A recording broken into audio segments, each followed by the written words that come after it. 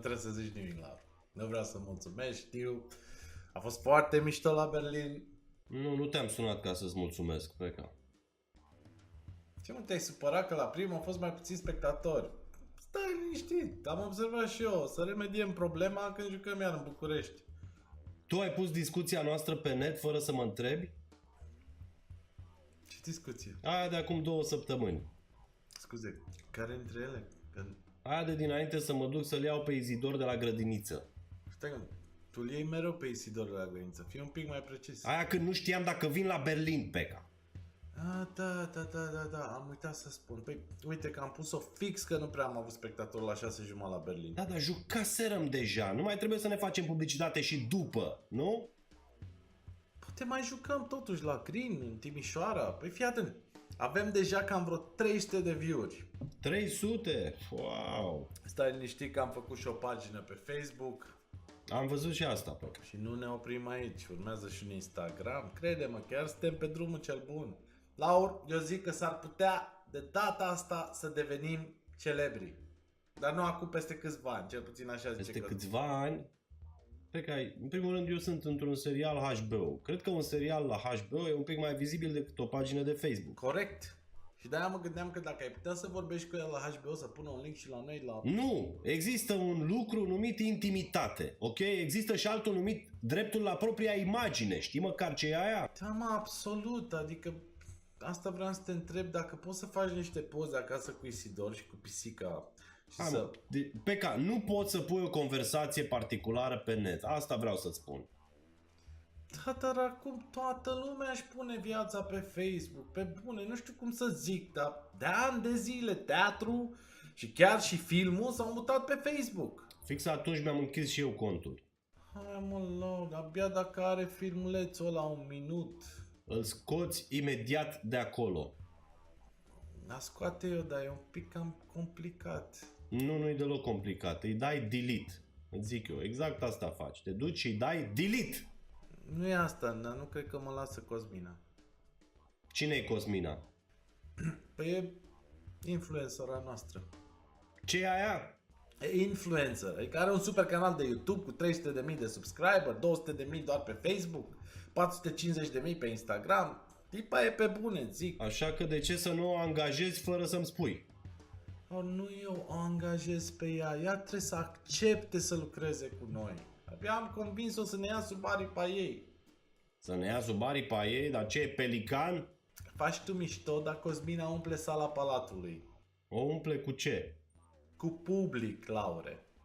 Adică ce face stand-up? Ce cântă, dansează? Ce face? Nu mă, vorbește cu fanii, discută, cum facem și noi acum. Discută? Ce discută? De toate, e artistă pe Instagram. Artistă pe Instagram? Star, nu doar artistă. Și nu numai. Dă și sfaturi utile în relații, ce a mai povestit mama ei, rețete, bloguri citite, te învață bunele maniere, face și reaction videos. Reaction videos. Da, asta e ultima modă. Te înregistrezi cum te uiți la un video de pe YouTube și comentezi. Și neapărat trebuie să facem și noi unul la ăla cu discuția noastră, să-l comentăm. Da. Da? Da, facem unul cu tine în momentul în care îl ștergi de pe net. Eu îți zic cum și tu, as a reaction, îl ștergi. Bine, asta dacă o să te lase Cosmina.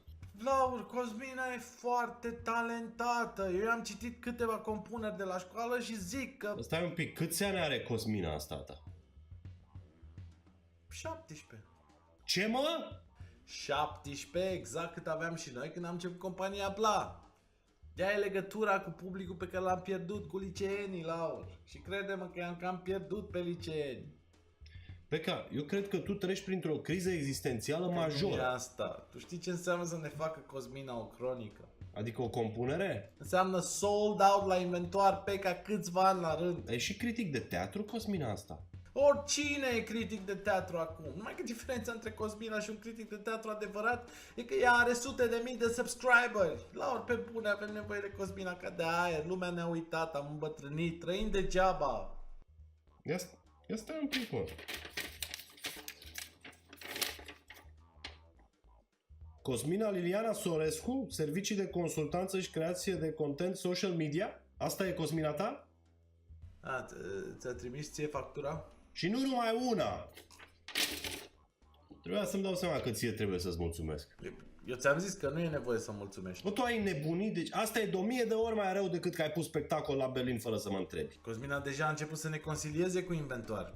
Și chiar dacă tu nu i-ai plătit nimic încă. Ai întrebat-o și câte spectacole a văzut în viața ei?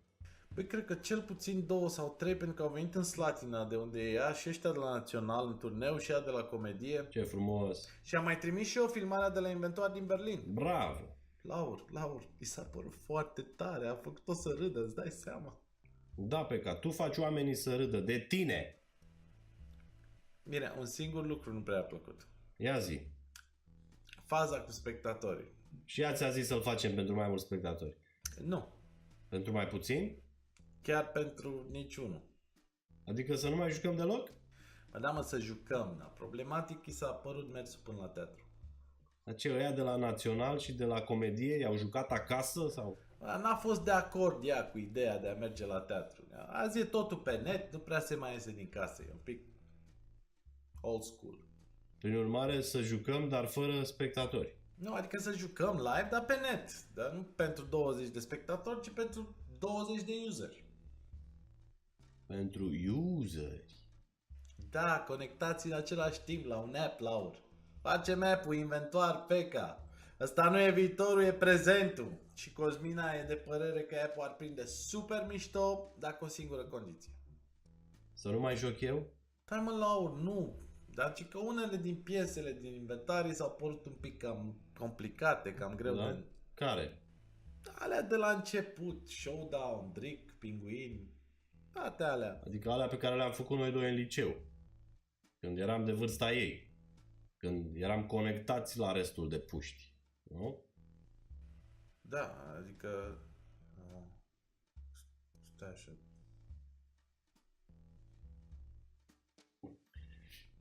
Hai că trebuie să mă duc să-l iau pe Isidor de la grădiniță. Deci pe că eu nu plătesc așa ceva, te descurci singur. Deci nu vrei să ținem pe Cosmina ca influencer?